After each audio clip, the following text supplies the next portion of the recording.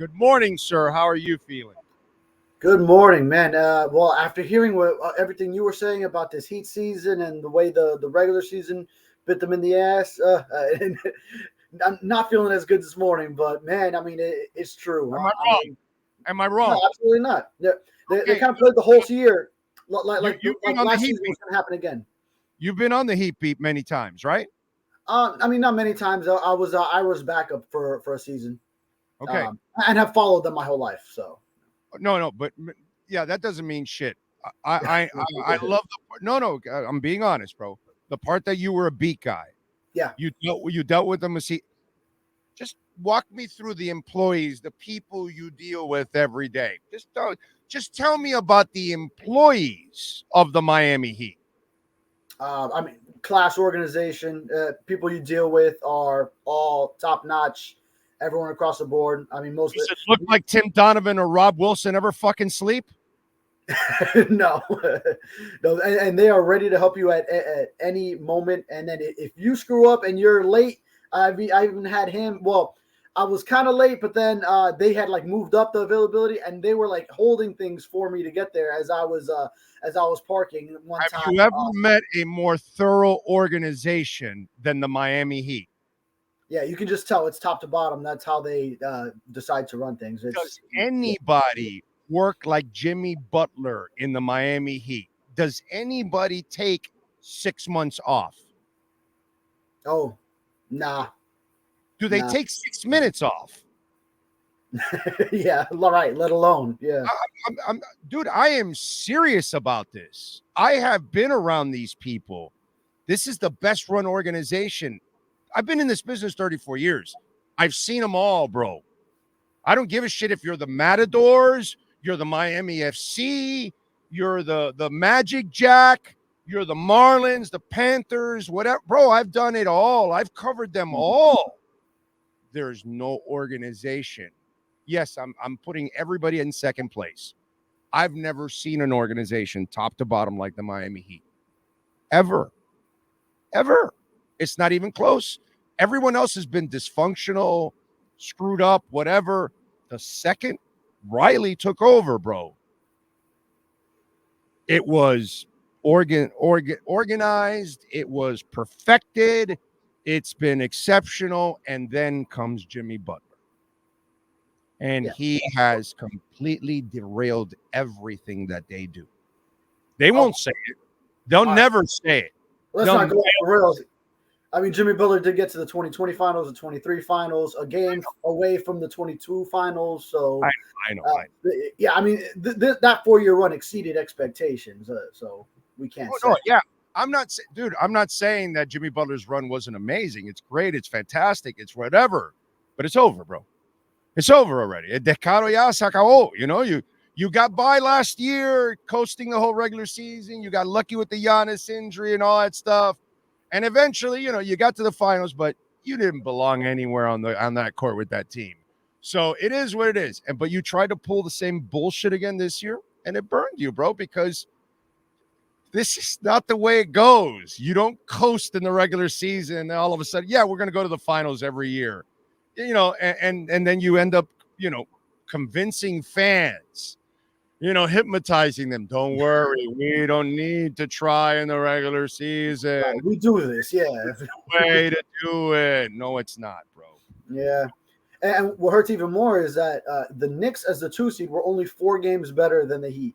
So there were so many spots that they could have avoided the play in, gotten into matchups again, you know, like get into a matchup against a Giannis less Bucks, you know, play the Magic or someone in the first round. You know, even the Knicks, you handled them last year in the postseason, and avoid this play in, but then you end up in it, and that's what happens. Yeah, man. It's just absolutely ridiculous. All right, so what are you looking at 21 finally? What do you think? Because to me, it looks like they're going to stay there and get a really good player since all these quarterbacks are going to go early. Oh yeah. There's going to be a lot of quarterbacks that go. So then I think that really bodes well to allow players that maybe otherwise wouldn't fall to 21 to stick around. But still, I think a lot of the targets that we all know and love that we've talked about with the Dolphins. A lot of them will be gone. Yeah, Jared Verse will be gone by then. Laiatu Latu, Byron Murphy. But if one of those guys are around, then go for it. But I do like the trade down scenario if you have multiple offensive linemen like the Jackson Powers Johnson and Graham Barton. I do like to try and find a trade down partner. I know Chris Greer says some of those conversations are taking place now, but then a lot of it happens once actual draft day comes. So I'm sure they've heard from teams that are saying, hey, if we have a certain guy that we're looking at 21, then we might be giving you a call. And I'd love that for the Dolphins if they're able to get a Graham Barton who his athletic style could fit the wide zone blocking scheme. And then you can move down and still snag him. And then you add a 3rd-round pick. So you don't have a 100-pick gap between your 2nd-round selection and a 5th-round pick. Then I'd love that for the Dolphins as well. Yeah, I think that would be an interesting move. I don't know if I want to trade down because I want to get the best lineman I have available at that point, whether it's a pass rusher or an offensive lineman. That's the only risk that you run because then, if there's 2 or 3 guys, but you get the lesser of those 3 guys, I would be unhappy with that. So Jackson Powers Johnson or Guyton, although I'm really hoping Tua is there, bro, because Tua for me would be the perfect addition. Unfortunately, Jared Verse is not going to get there. That's for sure. And neither is Brock Bowers. Right. That would be nice. Although yesterday the casino manager, Steve Calabro, goes, I think Brock Bowers is going to fall to us. And I said to him, well, if Brock Bowers falls to us, I'm taking you to a steak dinner with the wife. Okay. So I hope Brock Bowers, it's going to cost me a couple $100, but it'll be well worth it. Oh, if yeah. Brock Bowers lands the Dolphins at 21. I'll pay for, because I told them I'll take him to New York Prime. You ever been to New York Prime in Boca? No. I don't get up that way that often. I covered FAU for a year, but then you don't travel. You don't get in a car and go out to. You don't go to Brentwood or Palm Beach for restaurants. Really? I'm in South Dade, so I mean it's kind of far from me. But I mean I've made my way every once in a while to Delray, the Ave and Boca as well. But yeah, I mean the same season that I was the backup beat writer, then I was also covering FAU and Lane Kiffin over there. Devin Singletary was on the team. I have no issues driving for a great restaurant. Yeah. I live in West Kendall, dude. I live close to Chrome Avenue. Okay, wow, yeah. So you're farther. No, yeah. I mean, it's about an hour. Yeah. Yeah, no, it's like an hour and 15-minute drive from my house to New York Prime, but it is so worth every penny of it, bro. Oh God, that food. Okay, I'll have to try it. Oh man, the garlic shrimp is the greatest garlic shrimp I have ever tasted in my entire life. Seriously, that appetizer is gold there at New York Prime. But anyway, I'm hoping that Tua falls to Miami, at 21. Well, if Tua is there, then I'm not thinking any trade down scenario. You just pick him up right there in that spot. If a guy like Tua is there, go for it. And I think Murphy's probably in that category as well. And then Johnny Newton may probably not the same, like where you just don't listen to any calls. He might be the next one, but also I like that he has the chemistry with Austin Clark, the Dolphins defensive line coach. He actually recruited him to Illinois at his job before joining the Dolphins. So there's a little connection for you. Okay. All right. Good stuff.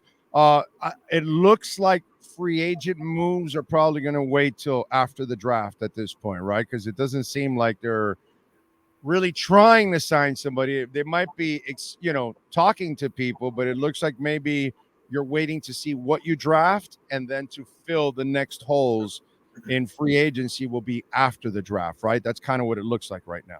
Yeah, it kind of feels that way. Once you get this close to the draft, you're within a week, and you've talked to some free agents, like, for example, the Odell Beckham Jr. offer we know is on the table, as Mike McDaniel has told us, and we know that whole visit weekend and all that. But even Chris Greer recently told us nothing imminent, so that seems to be the same thing. Like you were saying, nothing imminent a few weeks back, so that seems like it's remained steady the same way. And then now you get to within a week of the draft.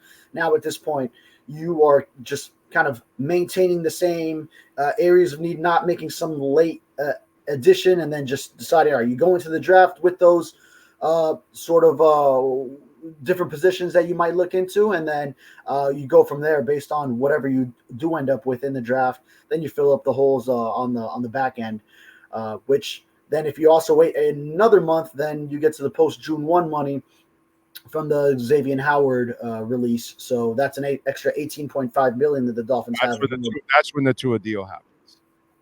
Yeah, just but just by the time on the calendar, I don't know if there's any real correlation as far as just that. No, it's just cap space. That's the trigger that now opens it for them to finally finalize that deal and get it done, because there was no hurry. It's only media and fan talk. Those sides aren't. They know it's going to get done, and they got to work out all the minutia and all the bullshit. But they knew that the timeline was going to be in the summer, anyways. Leading up to training camp. I mean, come on, dude. It's common sense. You have other work. I mean, Chris Greer told you guys this week that it's like they even know, hey, we're taking a break in negotiations right now because the draft is a priority now. That's how comfortable that situation is, where you've seen tense situations at times where negotiations are constantly going on no matter what, and these people are like, yeah, no, we'll take a break. Yeah, it's the draft. We understand you guys got to focus on that. You know what I mean? There's no even selfishness on one side. No, we got to work on this and get this done. You know what I mean? So that's how comfortable they are right now from these two parties. I think parameters are pretty close already, to be quite honest. And Big O, contrary to popular belief from some, Tua is showing up to off-season workouts. Remember all these people, or a lot of people question whether he would because of the contract uncertainty. Who you are, bro. As we have exhausted on this program, we knew he was going to be showing up to off-season workouts, and now the Dolphins are showing their bucket hat to throws in these off-season workouts. Hey, the news this week, or Chris Greer told there's no deal imminent. They all picked up on the imminent part finally with Odell Beckham. I'm like, yeah, I think we told you something a couple weeks back that it wasn't imminent, bro. Come on, dude. I mean, give me a break. It gets so ridiculous. You know what I mean? Clearly, Odell wants money, and Miami isn't going to offer money. They don't have to offer money. They're not sitting there competing with a bunch of teams for Odell Beckham, because a bunch of teams don't want Odell Beckham. And that's what Odell's dealing with now. It's like, wow, I don't really have a huge market for me. It's only a couple teams interested, and they're not really offering me anything close to what I made last year. Right. And reality has kind of hit him in the face. I think they're just waiting for some injury or some kind of desperation, or maybe after the draft, somebody wanted a receiver, they couldn't get it. Now they may go back and try to go for Odell or something like that. I think that's what they're holding out for right now. But it's just one of those things that people want to hurry stuff up. And this process is just, if you know Chris Greer, he doesn't play that game. That's what he's been. He's been one of the most patient GMs we've ever had here. Yeah, Odell's not sniffing that $15 million that he got from Baltimore last year, and even on after a decent season for what you could expect for him at this point, then he's still not going to be making that. I was actually really surprised when I saw what he made from the Ravens last season. I said, wait, did I pay all that for Odell at this stage? But I think now finally the reality will set in of what his true market is, and maybe he comes around after a little bit. Yeah, I'm with you there. All right. What else going on in Dolphin Nation that you can fill us in? Right now it's all about the draft. So, we did speak to Chris Greer just within this past weeks, but once we get down to a week within it, then it's all about it. It's Thursday night. It's what they're gonna do at 21. And for me in the Sun Sentinel, I'm going to be also working up a draft locals a piece. So kind of all the South Florida high school guys, whether Miami-Dade, Broward, and Palm Beach counties. I always like to do that this time of year because I did it going back to when I was just starting as a full-time sports writer, covering high school sports. So a lot of those guys I covered when I was on that beat, or then like when I got to covering UM, and I was covering them from a recruiting standpoint. So like Dallas Turner is in this draft, Alabama, St. Thomas Aquinas, and then obviously some Canes like James Williams was such a big prospect coming out of high school. Cam Kitchens Was a good prospect, but then took off really with that All-American year at UM and so on and so forth. So, I mean, I'll be looking at that as well, in addition to just tracking all the Dolphin stuff going into this final week. All right. Follow him on Twitter at David Furones _, and catch his work there at the South Florida Sun Sentinel. David, have a great weekend, my brother. We will catch up on Tuesday. Yes, sir. Sounds good. Thank you. Welt Rheaume. These are the guys you need, bro. I mean, these are the left tackles you need. Okay? These guys are going to protect you. And they did it for us when Progressive just was not treating us fairly. And they brought Progressive to their knees, and they've done it for, man, I don't know. It's well over 15 of our listeners, 15, 16, 17, something like that. It's a ridiculous number already that's called Welt Rheaume. And already like half of them have had judgments and very satisfactory. Even one of our listeners in Orlando, everybody that calls Jeff Welt and Daniel Rheaume, they are for the better. I'm telling you. And unfortunately, DeSantis did not set us up properly for home insurance. So he gave the advantage to the companies, not to us, the consumer. So if you're dealing with bankruptcy, homeowner property damage, condo damage, criminal defense, business owner claims, commercial litigation, personal injury, call the people you can trust. I can trust them. You can trust them. Jeff Welt, Daniel Rheaume, 954-966-4646. Save it on that cell phone. 954-966-4646.